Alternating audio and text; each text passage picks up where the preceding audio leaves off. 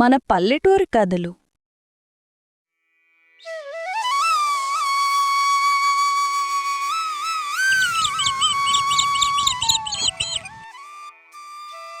అనగనగా ఒక పల్లెటూరులో ఒక తల్లి తన కొడుకు ఉండేవాళ్లు. ఆ తల్లి పేరు సత్యవతి, తన కొడుకు పేరు అనిరుద్. అయితే సత్యవతి ప్రతిరోజూ తెల్లవారి కూరగాయలు అమ్మడానికి మార్కెట్కి వెళ్లేది. అయ్యో, ఈరోజు మార్కెట్కి టైం అవుతుంది. అమ్మా, నేను స్కూల్కి వెళ్ళొస్తా. సరే బాబు, వెళ్ళురా. అయ్యో, అనిరుద్ లంచ్ బాక్స్ మర్చిపోయి వెళ్ళిపోయాడు.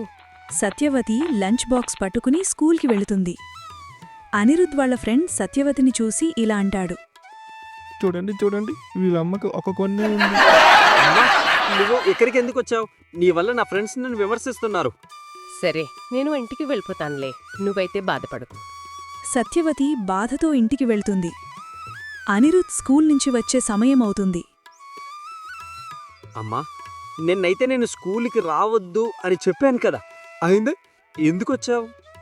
అది సరే కానీ నీకందుకు ఏమైంది? ఎప్పుడు ఏమీ చెప్పలేదు. నా బంగారమ్మా, నువ్వు చిన్నవాడివి. ఆ ప్రమాదంలో నీ కన్ను పోయింది. నిన్ను ఒకే కన్నుతో పెరుగుతామని నేను చూడలేకపోయాను. కాబట్టి నా కన్ను నీకిచ్చాను. నువ్వు నాపై కోపం చేసినా నీవు నన్ను ప్రేమిస్తున్నామని అనుకున్నాను. నువ్వు ఇచ్చిన బాధను నేను నెట్టెకెత్తుపడి భరిస్తాను బాబు, ఎందుకంటే నువ్వే నా ప్రపంచం.